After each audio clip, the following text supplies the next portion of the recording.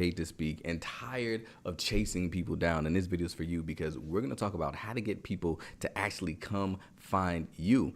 It's all about building your authority in a specific area and becoming known for solving a very specific problem for a very specific person. The way that you do that, the way that you let people know that you exist, is by building a strong brand. So for that reason, that's why I have my man Rod Brinson right here in the room, because when it comes to building a strong brand, you need a strategy. And the first person that came to my mind when I said, who is the brand strategist that I can introduce my people to, is Mr. Rod Brinson. So Rod, what's going on, man? Man, first of all, thank you so much for that. I appreciate that. If anybody's thinking of me, I feel good about it. So the fact that I was able to help you to remember who I am and what I do, happy to jump in here and help your people to understand the same thing. For sure. But I mean, you know, the way that you did that is by your brand. That's kind of what I profess and that's what I do, but I don't know which specific area it was. I don't know if it was, the jacket or, I don't know. We'll find out. It's all the above. It's funny because I was literally talking to somebody about this today. A lot of times when people think brand, they immediately go to like, is it the logo? Is it the look? Is it, how am I going to get my name? Like from, Daryl Williams Jr. I'm like, how am I going to go the D, the W, and the J? All in one, But when you think about a brand for experts, a lot of people who are watching right now, they are experts. They have information and they want to take that information, turn it into revenue. But one of the bottlenecks that they have is, how am I going to get booked? Who's going to find me? Who's going to pay me? Like I feel like I'm called by God to help somebody be transformed in some way. And these people won't even give me the opportunity to help them. Right. So what do you say to that person that's like, how do I get seen? That's an ever-going thing, man. I think since the beginning of time, we've been wondering how we can get seen. And I won't go super deep tonight about, the primitive nature of trying to show yourself to somebody so that you can mate and become, that person to procreate. It's that deep, right? But no, it's seriously, right? But when you think of the word branding, it's going all the way back to hieroglyphics being written on the Egyptian walls and people taking iron and, putting it on a cow, right, with a hot iron. The whole idea is that you want your mark to be known in this world, right? When you think about MLK Jr., first thing that comes to mind is his mark that he laid on this world. Yeah. And so people aspire to do that same thing, even on a smaller level, whether it's social media, at a conference, whatever it is. My advice to anybody that's trying to make their mark on the world, to make them memorable, to make their name a brand name, is to figure out who you are. So many people don't know who they are. And so they are attached to all of the things that they learned as a child and all of the environments that they've been in, and they don't know how to break free to figure out who they are. So identity is that main piece that's going to bring them to a place where they know who they are, right? Once they find that, then they can begin being proud of that, being confident in that, and showing that to the world instead of trying to rinse and repeat what ChatGPT told them to do. Listen, but I'm just saying. It's real. They do it. The caveat, how many times I hear people say like they'll train that ChatGPT and they're like, man, that sounds just like me. And then you read over, it's like, no, that sounds better than you. You don't talk nothing like that. Yeah, that's not how you sound. Right. No, absolutely. So what do you say to the person that's saying, but I know myself. I know the transformation I can provide, but they don't know me or they don't give me the chance? Too often I think, and I'm guilty of this too, right? This is not just something that I'm standing on a mountain looking down at the people, right? I think too often we tend to want to give the people what we want to give them rather than giving the people what they already want. And so instead of finding the people that want what we have to offer, we go find the first person we see and we want to offer them what we want to give them. And then we wonder why they don't want to buy it, right? So you have to be confident and comfortable being who you are, which is why I talked about identity first, in order to get to the place where you find your tribe, right? When you find your target customer, your avatar, or better yet, when you have the right marketing and branding in place, they'll find you. And so once that happens, it's a match made in heaven. You don't have to sell them anything or convince them that you are the person they should listen to. It's just a natural progression from you being who you're supposed to be and them looking for that thing that you offer. So to wrap that question up, my advice to anybody as it relates to finding out, like, how can I make myself more appealing to my customer? Make yourself more appealing to you. Once you figure out who you are and you start to like who you are, then you can present yourself to the world in that way. I'll tell you, Daryl, like, I'm me no matter what room I go into. I don't care if it's, 20 Caucasian executives with gray hair. I'm going to be the same person on this live, right? But it takes time to... I am going to show up with the blazer. But I'll show up at the family barbecue with the blazer on too, because I'm not afraid to do that. I won't purposely put it on, right? But my point to you is, if I happen to have it on, then I'm just going to be myself when I get there. So, but that brings me to so many different thoughts, right? And we connected in a number of ways. But one primary thing that I noticed in your teaching is that you care greatly about identity. And I brought that up, right? I think you mentioned something about the 1% versus the 99. Why don't you let the people know about what that means to you and how it ties into branding? Absolutely, because it's funny because I was going to go on a tangent about the jacket, but it's true. It's every time. I don't think I've seen you without a blazer. I've seen you in person quite a few times. I don't know. That's a good point. I never thought about it like that. And I'm gonna have one on tomorrow. I had one on yesterday. Hey, maybe this is part of my brand. It's just Rod. But yeah, the 1%, man, it's really, like you said, what sets you apart and finding your identity. And I truly agree with you where there's so many people who don't realize that is the foundation for everything that comes next. And a lot of people are in I'm trying to build a brand, I'm trying to get known, I'm trying to get recognized. But like you said, what is your identity? What sets you apart? What makes you different than everybody else? The 99 to 1% thing that you said is, I wrote a whole book on it, but the fact that there's 3 billion base pairs of DNA in our body. And I didn't realize that out of all the DNA base pairs in our bodies, there are 2 different types. There's coding and there's non-coding. Coding is what actually differentiates you from everybody else. And your coding base pairs of DNA are only 20,000 base pairs. That is less than 1%. So the thing that separates you from everybody else on this planet is just less than 1% of your DNA. And I just have to believe that God did that intentionally, because that is what sets you apart from everybody else. Nobody else that has ever lived has access to the 1% that you have. Your unique skills, your unique abilities, your unique talents, like all of those things. And when you let those differences live, that's when you can make a difference in somebody else's life. But to your point, you're touching on so many points. Go ahead. Finish up. No, I'm saying, but to your point, you first have to know what that is. And so often we try to hide the thing that separates us. You brought the example earlier, being that, you were the only black man in a room full of Caucasians with gray hair. You're like, man, I need to show up like this. I need to put my tie on. Or whatever you perceive that you need to do to show up, because you want to hide the thing that sets you apart from everybody else.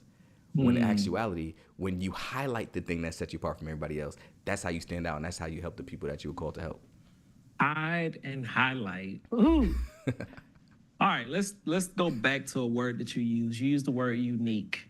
In marketing, there's a thing called unique value proposition.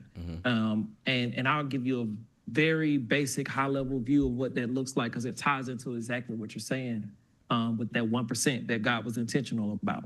Yep. So there are 3, if you can imagine like a Venn diagram with 3 circles that overlap one another, and they're shaded, the opacity is down a bit so you can see how the colors blend. Well, on one circle, it's your competitors, what they do well. On another circle, it's your consumer and what they want, what they're already looking for. And then the final circle is what your skill is, what your unique gift is to the world. And what happens is we try to blend over into the colors that we shouldn't be focused on, like what our competitor does well. Why are we worried about what somebody else is doing? It has absolutely zero effect on your unique giving abilities to give your customer what they want and what they need. Right? And then there's a middle piece where the customer's not interested, the competitor doesn't do it well, you don't do it well. Why are we focused on things that don't matter to our customers? You know what I mean? So, and it's not just about sales. I want to be very clear when I say this. Branding is about life. It's about who you are. It's about who you were intended to be. As you mentioned, DNA. People always think about, oh, well, maybe it's just not meant for me. Yeah, with that mindset, it's not. You have to decide what's meant for you and go after it. And then in that process, your brain will rewire, your nervous system will rewire, your DNA itself can rewire to that point. So the whole point is stepping into who you are matters way more than we give it credit for. But that makes me think about opportunities that have come up. And I know for a fact I've had some opportunities come up. I just talked to somebody last night about a situation. I never miss a call, Daryl. Like like we set this time for 4 p.m. And you here. I'm in place at 3:40, ready to go. Right. This one particular day, I don't know what happened to me, but I was off my radar. I was walking around talking about some other opportunity I was getting ready to do, and I look up and I get an email. Well, actually, I didn't get an email. I went and set up my computer because I deleted email from my phone. And I see the email pop up, and it was like, hey, are we still meeting? I'm going to sit around for 2 more minutes. And that was 15 minutes before I saw it. So, and I missed that call. But here's my point to you. Most of us don't know how to take advantage of opportunities we get, but you teach something about being able to like crush opportunities when you get them. So let people know how they can do that, because I think a lot of people have opportunities. They just don't know what to do with them. Yeah, that's literally my whole thing. Like you said, you're my unique proposition, because so many people don't do that. And what I've noticed for me in my business is that the speaking engagements that I'm able to get most of the time are a spinoff of something else. It's somebody saw me in person, somebody wanted me to come on out, somebody saw me on social media, things like that.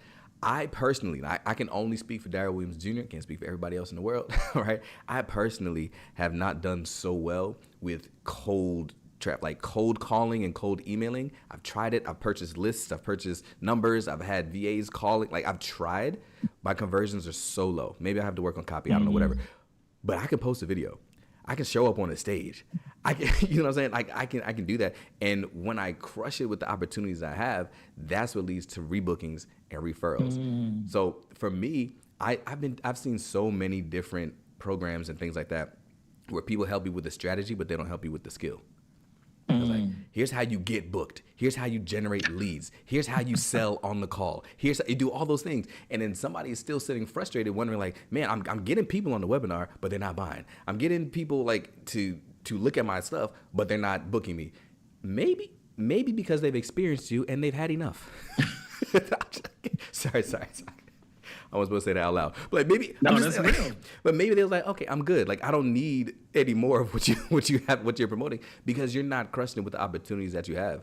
But that's why I see the QR code on your screen. That's why we put this event together in Charlotte, because I'm like, I know that there are people that need the strategy and the skill. The strategy that you bring of how do you build a brand that allows people to see you, hear you, know who you help, and what results you can help them get. And then once you are seen, I come in and help you build the skill so that you crush it with the opportunities that you have, which leads to rebookings and referrals. It's a no-brainer. Like, if anybody's out there that's not closing deals, or they want to go further, and I'm not just saying this because I'm a part of it. I agreed to be a part of it because I know what you're saying, right? And when it comes down to it, having both of those things together, the skill and the strategy, as long as you understand who you are and what you're trying to do, which I'm going to help you to understand for 2 days in Charlotte, the road is just yours to pave. It's what you want for your life and your business at that point. But you brought up a couple of key things, and I just want to hone in on strategy for just 1 second, because I think people misconstrue how important it is. Let's say that you decide you're going to make dinner, and you're going to make a new recipe. So you decided to go to the store and get some new items to make this dinner that you don't know what the recipe and ingredients are. That's no strategy. You're going to be in there picking up stuff, going home, trying to figure it out. And guess what? It may be edible if you have halfway know what you're doing, right? But it's not going to be amazing. It's not going to be excellent. It's not going to make people want to go back up for seconds. It's not going to be something that your kids say, oh my God, Mom, Dad, can you make this tomorrow? But guess what happens when you have a recipe, especially one that's been handed down from somebody who knows what they're doing? You can literally take the same ingredients that you went and got on your own and make something magnificent. Yeah. So it's no different when it comes to branding. Like people go to war with strategy. People decide to date somebody from across the room with strategy. And what happens when they don't? It's a failure. So here's my point Yeah. to you.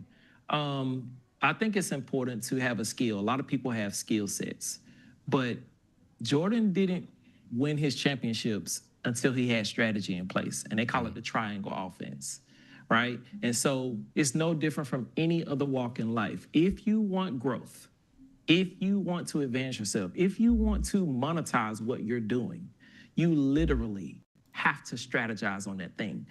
But most people aren't willing to sit down for 2 seconds to try to figure out what it is they're talking about. They just feel like because they have a phone, they can just pull it out and record themselves and tell the people that across the world that happen to see it that they're mediocre. That they're And mediocre. so, yeah, because that's what you're doing if you don't have any strategy in place. You're just out here advertising mediocrity. So So if you're interested in growing, pull your phone out, scan this QR code over here, and come meet us in Charlotte. It's worth the investment, it's worth the time, and we're gonna make sure of that. absolutely. Or click the link in the description. I see you. I see you, Bernie. Shout out. I'm looking at you in the comment section. It's also directly either one. But it's funny that you were saying that because I think when you said about being mediocre, there are some people who I would say are mediocre and are crushing it. And people probably don't want me to say that, but I'm gonna be honest, right? There are some people who you see, you know, that they don't have the skill that you have, but they're crushing it. You're like, what? I see it, I know it. If you were to switch me with them, if I was to be on that stage instead of them, if I was on that podcast instead of them, if it was me instead of them, I guarantee you I would crush it instead. What do you think the difference is between somebody who is crushing it with mediocrity versus somebody who is a hidden gem that has all the skill, all the ability, but is not given those opportunities? Man, so good. It's a number of things, right? And in this the world, there's no concrete answer for everything, right? But I'll give you two or three things really quick that I believe impact those people in that way. So number one, sometimes those mediocre people have strategy in place. I've seen plenty of people who just had somebody to help them and they put them in the spotlight, right? I can market anybody. I can put you in front of the traffic. What you look like when you get there is up to you. So that's one reason why you will see mediocre people or people. I'll go away from the term mediocre. Let me pause right there. So, and I don't want to offend anybody. But True. when you see people and you feel like, man, that could be me. I know I could kill that. I know I'm better than them. That's because they have some sort of strategy that you don't currently have. Because if you had that same opportunity, then you would be there doing it. The other thing I would say when it comes to that is finances. A lot of people True. feel like, man, I don't have the money to. If I had the money to pay to fly to do this or do that, then I would do this. They allow the perceived lack of income to stop them from doing the thing that they know they're destined to do.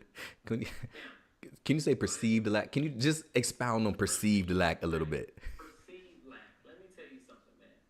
If you tried to sell me an old 2001 Honda Accord for $10,000, I'm gonna tell you no, real quick.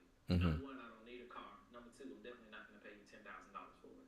For But sure. if you tell me, hey man, your son has been kidnapped and they want $10,000, I don't care what my bank account look like. I'm gonna find $10,000 to get my son back. So we're willing to go to the furthest yard for things we truly care about. But then we say we care about ourselves. We say Come we on now. care about our dreams and our passions and our goals. Well, if that's the case, then why aren't you willing to go pay the ransom necessary to get that thing that you want so bad? So that's why I say that. It's the perceived lack of, because and I'm not speaking again from a mountain. For anybody that's hearing this, I'm right down here in the valley with you. I understand what it feels like to have to make a decision between this field and that field. And I understand what it feels like to be in a position where it's like, you know what? That would stretch me. That's the whole intent. You need to be stretched. How can you claim to be called or that this is your purpose, this is your path, and you feel like God ain't gonna stretch you Right. to get you there? You ain't gonna be able to handle it if He don't stretch you. kid playing the rubber band. Stretch that thing out a little bit before you go to try to pop somebody or something. I was not that kid. I got popped more than popping people. But I want to be clear. You have to stretch the rubber band. Otherwise, it's going to break. Mm.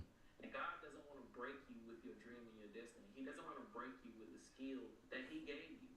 He wants to enhance what you have. That's why he connects you with other people so that they can teach you the skill set and teach you the strategy to get where you're trying to go. Absolutely. So, man, look, don't get me started. Nah. Know how I go, man. But I got a quick question for you because you mentioned something before, and we were talking offline about it. But it triggered me because I wanted to know more about it. Like, Yeah. what does the from moment to moment thing mean to you? Because I just talked about the perceived thereof, when it comes to finances, and some people are check to check. What does moment to moment mean? Moment to moment. First, it starts with the moment that you currently have, right? The moment that you currently have, the opportunities that you are currently given, the access that you have, the reach that you have right here, right now. Really taking advantage of that moment. A lot of times people look at the moment that is in front of us as it doesn't matter enough. It's not big enough. It's not a big enough stage. It's not a grand enough opportunity. So sometimes with the moments that we have, we are not present and we're focused on the next moment that we could potentially have. And I can't wait until I'm there. When the reality is the only way to get to that moment is to crush it in impact with this moment that you have right now. So from moment to moment means that we are maximizing and we are transforming every moment and opportunity that we have. Because if we can be honest, not everybody is given the access to the moments that we have. And we should be grateful, right? So when I have this moment, yeah, I'm gonna bleed in. One of our joint mentors, Marcus, always says, whether it's 1 or 1 million in the room, I'm gonna show up how God called me to show up in fullness, right? So with that being said, in this moment might be a Sunday school classroom. This moment might be 12 kids in a room in the detention center. This moment might just be my own 2 kids, right? But in this moment, I'm going to maximize it, and I'm going to transform in the best way that I know how and empower the best way that I know how. And it's preparing me for the moments that are to come, which are the moments that I'm dreaming about right now. So good. I need to sit on that for a second, man, because I don't think people understand the power in what you just said. Like, moments make other moments possible. I'm at a conference right now, it's Power Networking Conference with Dr. George C. Frazier. John Hope Bryant is a keynote speaker, and I won't tell there was a moment that came years ago that led me to being on a stage. I was in a panel discussion, and it was like 400 men in the audience. And after the event was over, it was a line of guys trying to talk to me about some of the stuff I said. And it had nothing to do with branding. It was about marriage and life and all of this stuff. But that's also branding, right? Yeah.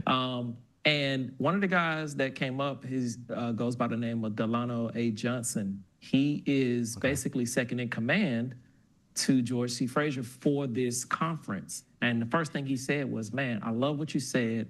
I got a conference coming up. I would love to have you speak at it. Now, that's 2 moments that led to that moment that had nothing to do with each other. And now I'm at the conference, and turns out before the conference came, they needed somebody to do the graphics.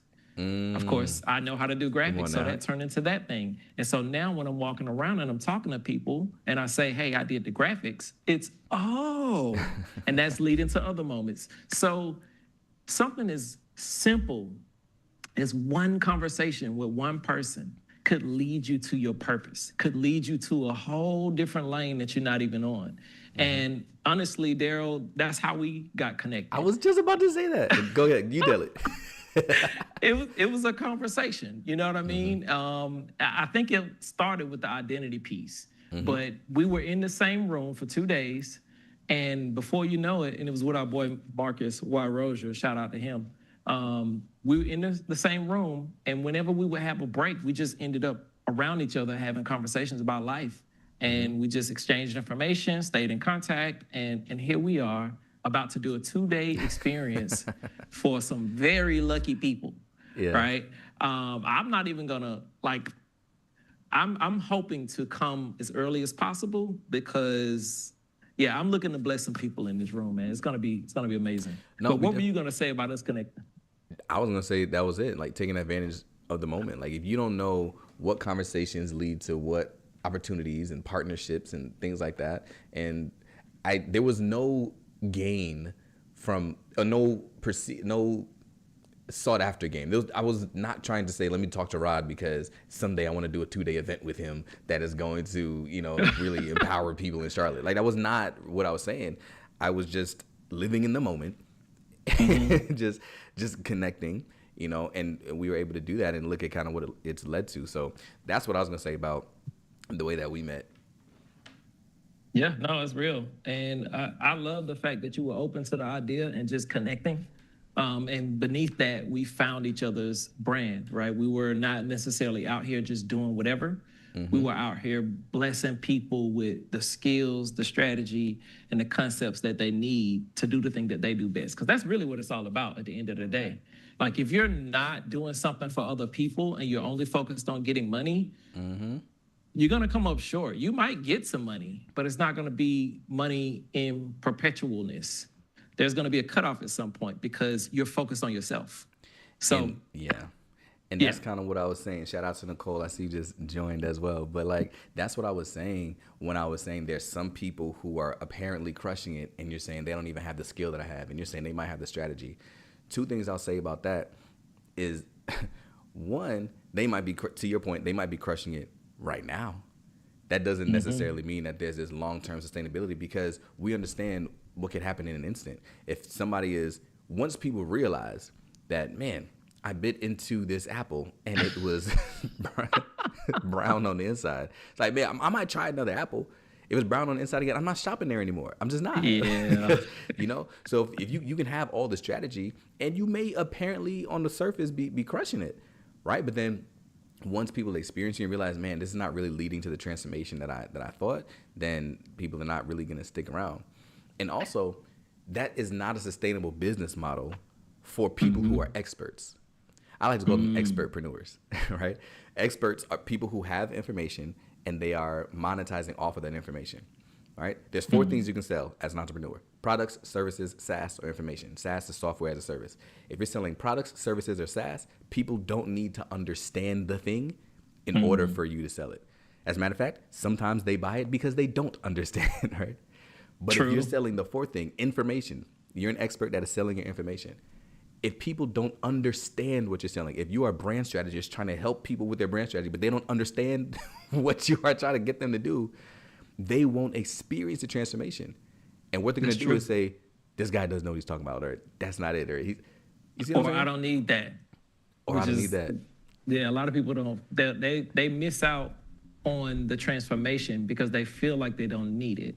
I heard somebody tell me once, oh, well, yeah, I'm not working on my brand right now. I'm good. Sir, your brand is you. So I'm not working on myself right now. Do you have a job? Yeah, I work. I got a 9 to 5. I don't want to be an entrepreneur. Yeah, you got a brand that's following you around cubicle to cubicle, call to call. And guess what? When that promotion doesn't come, it's because of your brand. Right? When you tried to get a raise and you went to your boss and told them, hey, I need some more money. And they said, no. Yeah. It's not just because they didn't have it in the budget. It's because of your brand. So if you're not intentional about like cultivating who you are and defining and sharpening your skill, that information that you have, whether you're working a 9 to 5, whether you are an entrepreneur, you're not going to be able to translate that to the person that you want to pay you, whether it's your boss or whether it's your customer. And so that's the whole point of what you're saying. Like, and I think that's why this pairing works, because you have a skill set in helping people to understand their skill and give it to people better. And I have a skill set of making these people more prominent and visible for people to see them. Make them remember my name. Right. Oh, so you just said it, right? So I'm sure you've heard that's a brand name right there, right? Can you think of a brand name? What's a brand name Louis that comes Vuitton, to you? top of my head. Louis Vuitton. It's a brand name. Now, when you think about the characteristics of that company, what's the first word that you would say is like an adjective that lines up with who they are? Sophisticated. And I had luxury in my mind. You said luxury? Right? Luxury. Dang, that was my number 2. Okay. See, so here's my point to you. We both are two different people that view this brand in a very similar light because that's how they presented themselves over a period of time, right? They're not going to go back to Walmart level. It's just not going to happen. Right. They'll probably go bankrupt before they do that. But here's my point. They became a brand name, not because they present themselves as a luxury item, not because they present themselves as sophisticated, but because they present themselves as themselves consistently over a period of time. So if you want your name to be memorable, if you want people to know you and feel good about you, which is all it boils down to, it's a good feeling. When you think about da-da-da-da-da, I'm loving it. right. You're gonna smile. You know what I mean? You think about a Happy Meal. They have branded themselves in your mind and they own real estate there because they made you feel good at some point in your life. Now, as an adult, we know that there are some other pieces there, all that good stuff. But from a marketing standpoint, They crushing. it's unforgettable. You see that golden arch, boy, you like, I know exactly what that is, no matter where I am in the world. So how do you get there? How do you make your name a brand name? You do it by being comfortable in your own skin, as you said, owning the moment, making sure that opportunity has a chance to come back. And then finally, the twist I'm gonna throw in here, everybody wants a new brand made, but most people don't want to be made brand new. Hold on. They just want to go on down the road and be who they've always been. No, you have to become brand new in order to become a brand name. So, No, hold on. Let that breathe for just a second as we made brand new. And I love that you spoke about the personal brand aspect of it when you even talk about in a 9 to 5. The reason why you didn't get a promotion is because your brand is not strong. All those things. Because again, we opened up with the fact that a lot of people think build a brand. Okay, what is my logo gonna be? What is my website image gonna be? And all those things. But building yourself as the brand matters. And let me prove it to you like this. And we'll land the plane right here. Watch this. I teach a pricing pricing valuation equation for experts. Again, people who are selling the expertise. If you are an author, if you are a consultant, a coach, a speaker, the way that you anchor your pricing is by this. There are 5 things that you've got to know. 2 things you want to increase, 2 things you want to decrease, and 1 thing that is a multiplier that changes everything. I'm gonna break it down real quick. The 2 things you want to increase when with your offer. The 2 things that you want to increase are the reach of the impact. That's the amount of people that it's going to reach. And then the alignment to the organizer's goals. So what they want to see happen. Increase those 2 things, and that'll increase the amount that you'll be able to charge. Decrease these 2 things. The speed to result, like how quickly they can implement what you're teaching them, and the perceived risk.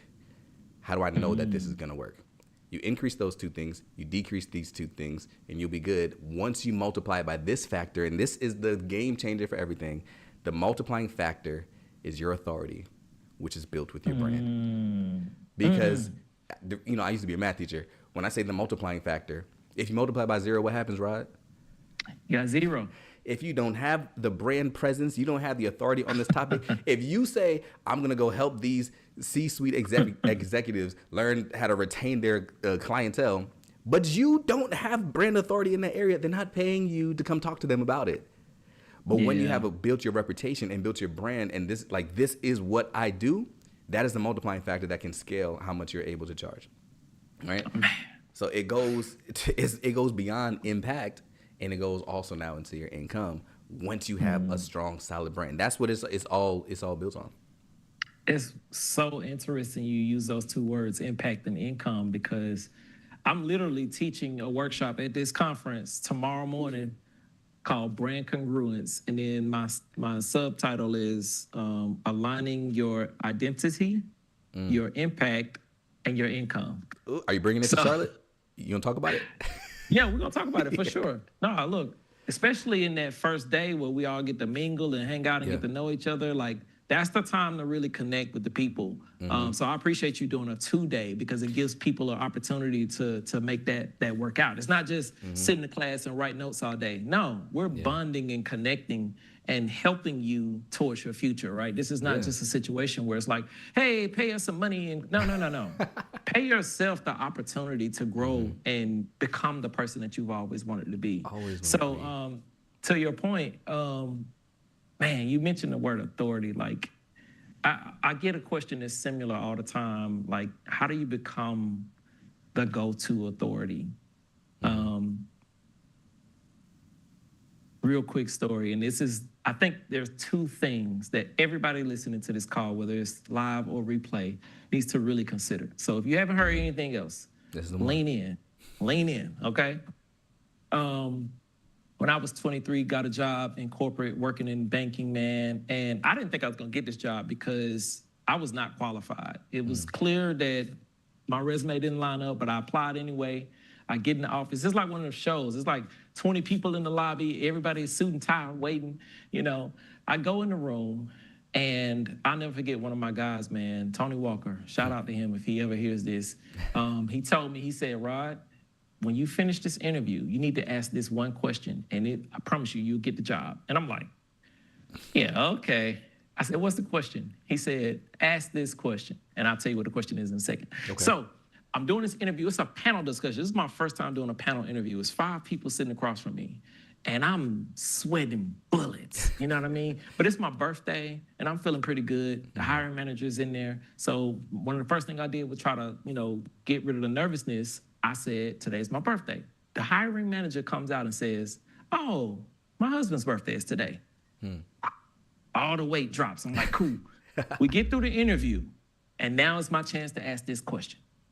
I said, all right, so based off of, the first question I asked was about the company. I wanted to make sure they knew I was paying attention. And this is a short story, so stick with me. I'm here. The second question, you might want to write this down, okay? I remember it verbatim, changed my life. He said, ask them this question, you'll get the job. And the question is, based on my interview so far and everything you know about me, is there any reason why I wouldn't be considered the best person for the job? And when I asked this question, man, you could have heard a pin drop. It was like 45 seconds of silence in the interview. Just wait. The hiring manager's like, she's just staring at me. And I'm thinking to myself, why is she staring at me? Why don't she say something? She finally says, no, there's no reason why you wouldn't be considered the the person we should hire for this job. Fast forward the rest of my life, we're still friends. Like, wow. I know her. So here's my point in bringing that whole story up. The 2 things that I mentioned at the beginning that I think everybody on this call needs to do to become the go-to authority. I brought that up because they used to call me the go-to guy once I was there for like 2 or 3 years. I became the go-to guy. Okay. That was my nickname. They would come to me for everything. Not because I knew how to do everything, because they knew that if I didn't know how to do it, I was gonna figure it out, and I was gonna do it in an excellent way. Those 2 things matter. So if you wanna become the go-to authority in your space, figure out how to do the thing. Figure out how to transform somebody's life. And the easiest way to do that is to care. Yep. When you care, you're gonna act differently. You're gonna walk differently. You're gonna talk differently. You're gonna show up differently. And so we want y'all to show up on November 15th if you care about this thing that you call life. You care about your job, you care about your entrepreneurial career, you care about where you're trying to go, you need to be in this room because it's gonna transform who you are into who you've always been destined to be. Come on now. Justin put in the chat, why not me? Come on now, absolutely. Yeah, that's what I'm talking about. And it's funny. So we've been saying 2 days this whole time. Let me break it down real quick because I know that somebody's hearing it and they're thinking like, what are y'all even talking about? Right? So on November 15th, 16th, actually 17th, 18th, and 19th is a 5-day experience. Let me break it down for you. The first 2 days are in Charlotte. Started off with an evening kickoff, like Rod was saying. We're networking. We're setting goals for the experience, and we are. There's a meal provided if you show up here in Charlotte, right? And we are getting together, and we're really setting the stage for what is to come. Because on day 2, live in person here in Charlotte, it's a hands-on workshop where, again, like Rod is saying, we're showing you the strategy and the skill. How are you going to build a brand and build your authority so that you become the go-to expert? Like Rod is the go-to guy, become the go-to expert. And then I'm also going to show you what you need to do in order to crush it from the page, the stage, and the screen. Right? If it's the book, if it's the publication, if you're keynoting a TED Talk, if whatever it is, we're actually literally going to with your hands on, build out those assets. You're going to walk away with your next book outline. You're going to walk away with your signature keynote. We're literally building it over that day. That's why it's called an intensive. It's hard work. And then over the next 3 days are virtual.